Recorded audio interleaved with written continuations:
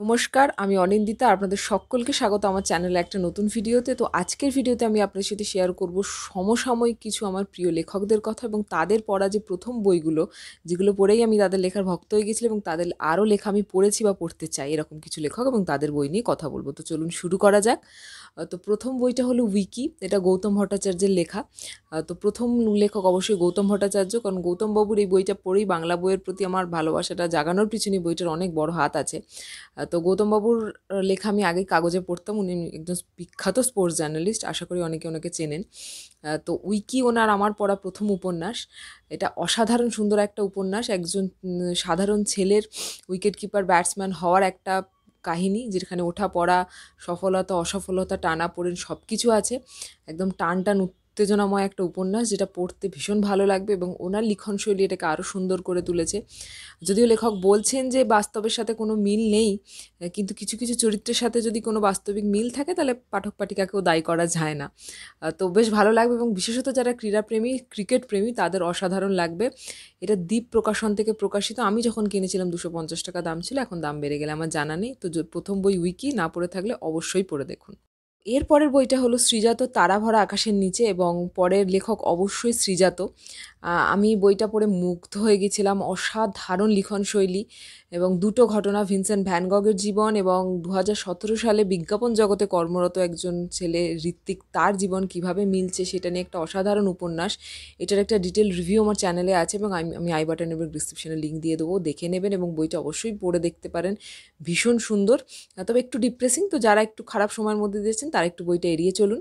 এটা আনন্দ পাবলিশার থেকে প্রকাশিত, মুদ্রিত মূল্য 200 টাকা। অসাধারণ সুন্দর একটা প্রচ্ছদ এবং অসাধারণ সুন্দর একটা বই। এই বইটা পড়ার পর আমি শ্রীজাতদার আরও লেখা পড়তে চাই। তো কোনো বই জানা থাকলে অবশ্যই আমাকে সাজেস্ট করতে পারেন। এর পরের বই আরেকজন প্রিয় লেখক, তিনি হলেন ইন্দুবালা ভারতের হোটেলের কল্লোল লাহিড়ী। কল্লোল স্যারের লেখা আমার ভীষণ ভালো লাগে, শুধু বই না, ওনার ফেসবুকে আমি লেখা পড়ি, ভীষণ ভালো লাগে। তো ইন্দুবালা নিয়ে নতুন করে কিছু বলার নেই। অসাধারণ সুন্দর একটা উপন্যাস, আবেগ, স্মৃতি, খাওয়া দাওয়া এবং একজন মহিলার লড়াই। সেখান থেকে দাঁড়িয়ে, সেখান থেকে ঘুরে দাঁড়ানো, সেখান থেকে দাঁড়িয়ে ইন্দুবালা ভাতের হোটেলের উত্থান, সেটা নিয়ে অসাধারণ সুন্দর একটা উপন্যাস, যেখানে সব কিছু খুব সুন্দরভাবে আঁকা হয়েছে আমি বলবো, এবং এর প্রচ্ছদটাও ভীষণ সুন্দর। এবং আমি অলরেডি কল্লোল স্যারের দুটো বই কিনে ফেলেছি, সে দুটো অবশ্যই পড়বো। তো এটা সুপ্রকাশ থেকে প্রকাশিত। এর মুদ্রিত মূল্য 280 টাকা যখন আমি কিনেছিলাম, এখন দাম বেড়ে গেলে আমার জানা নেই। তো ইন্দুবালা সবাই পড়েছেন, না পড়ে থাকলে পড়ে দেখতে পারেন। এরপরের বইটা হলো দুর্লভ সূত্রধরের অনন্যবর্তী, আর একটা অসাধারণ লেখা একটা উপন্যাস, এবং পরের লেখক অবশ্যই দুর্লভ সূত্রধর। তো ওনার লেখা আমার ভীষণ ভীষণ ভালো লাগে, আমার অন্যতম পছন্দের একজন লেখক উনি। তো অনন্যবর্তী এবং আহাম্মকের খুঁতখুরো দুটো বই অসাধারণ। তো অনন্যবর্তী যদি না পড়ে থাকেন অবশ্যই পড়ে দেখতে পারেন, এবং ডিটেলে জানতে ইচ্ছুক থাকলে একটা ডিটেল রিভিউ অলরেডি আমার চ্যানেলে আছে, আমি লিঙ্ক দিয়ে দিচ্ছি, সেটা দেখে নেবেন। এইটা একটা ছোট্ট গ্রামকে ঘিরে লেখা একটা উপন্যাস, যাকে ঘিরে রেখেছে একটা ছোট্ট নদী। সেখানে কিছু পরিবার, কিছু ছেলে মেয়ে, তাদের স্কুল জীবন থেকে কলেজ জীবনে যাওয়া, তাদের মধ্যে অনাবিল একটা বন্ধুত্ব, প্রেম, রাজনীতি, তাদের স্বপ্ন পূরণ, সেই নিয়ে অসাধারণ একটা উপন্যাস এবং বন্ধুত্বের উদযাপন করে একটা উপন্যাস অনন্যবর্তী। অবশ্যই পড়ে দেখবেন, অসম্ভব সুন্দর একটা প্রচ্ছদ। এই বইটা সুপ্রকাশ থেকে প্রকাশিত এবং এই বইটার মুদ্রিত মূল্য 320 টাকা। তো অবশ্যই অবশ্যই পড়তে পারেন এবং আপনার বন্ধুকে উপহারও দিতে পারেন অনন্যবর্তী, আমার খুব প্রিয়। তো এরপরে আরেকজন প্রিয় লেখক সাক্ষ্যজিৎ ভট্টাচার্য। এই বছরই পড়েছি ওনার লেখা প্রথম বই শেষ মিথ পাখি, মানে আমার পড়া ওনার লেখা প্রথম বই, অসাধারণ। তো অবশ্যই সাক্ষ্যজিৎ ভট্টাচার্য পরের লেখক, ওনার লেখা আরও পড়তে চাই। শেষ মৃত পাখি নিয়ে অলরেডি আমি আমার চ্যানেলে অনেক কথা বলেছি, সব রকম ভিডিও বানিয়েছি, শর্ট ভিডিও, লং ভিডিও। তো আমি ডিটেলে একটা রিভিউ বানিয়েছি, বেশ বড়সড় রিভিউ, সেই রিভিউটার আমি লিঙ্ক দিয়ে দিচ্ছি, দেখে নেবেন। আজকে বেশি কিছু বলবো না, তবে আমার মনে হয় যদি রহস্য কাহিনী পড়তে ভালোবাসেন এইটা একদম মিস করবেন, এটা একটা মাস্ট রিড বই। তো অবশ্যই অবশ্যই বইটা পড়ুন, একদম মিস করা যাবে না। এই বইটা সুপ্রকাশ থেকে প্রকাশিত এবং এই বইটার মুদ্রিত মূল্য 520 টাকা। একটু দাম এক বইটার, কিন্তু পড়ার পরে বুঝবেন যে একদম ওয়ার্থ ইট। সুপ্রকাশ থেকে প্রকাশিত একটা বই, তো অবশ্যই পড়ুন। শেষ মৃত পাখি, সাক্ষ্যজিৎ ভট্টাচার্যের। তো এর পরের যে বই, সেটা হলো বাংলাদেশি লেখক মোহাম্মদ নাজিমুদ্দিনের রবীন্দ্রনাথ এখানে কখনো খেতে আসেননি। ওনার লেখাই প্রথম বইটা পড়েও আমি ওনার বেশ ফ্যান হয়ে গেছিলাম। তো মোহাম্মদ নাজিমুদ্দিন পরের লেখক। একদম একদম পারফেক্ট একটা থ্রিলারে যা যা এলিমেন্ট থাকা দরকার এই বইটাতে সমস্ত কিছু আছে। এই সিরিজটা নিয়ে আমার মনে হয় না নতুন করে কিছু বলার দরকার আছে।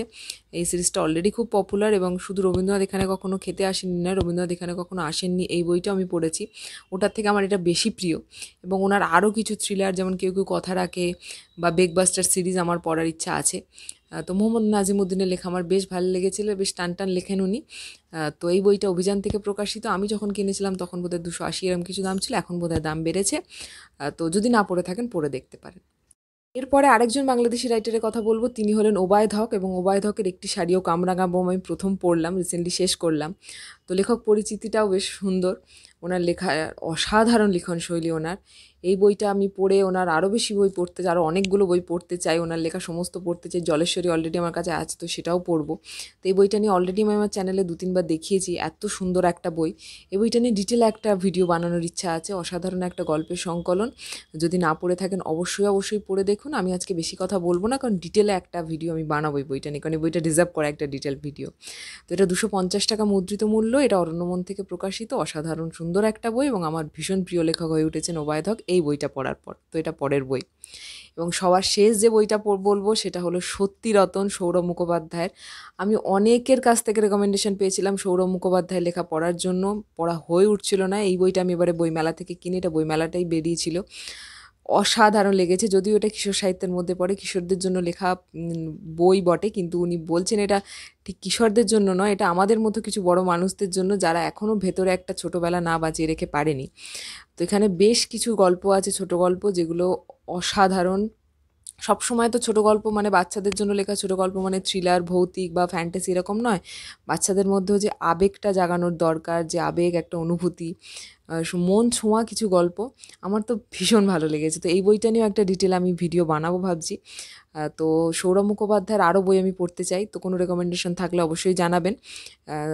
তো ভীষণ সুন্দর দেখতে একটা প্রচ্ছদ। এই বইটার মুদ্রিত মূল্য 300 টাকা। এটা মিত্র ঘোষ থেকে প্রকাশিত।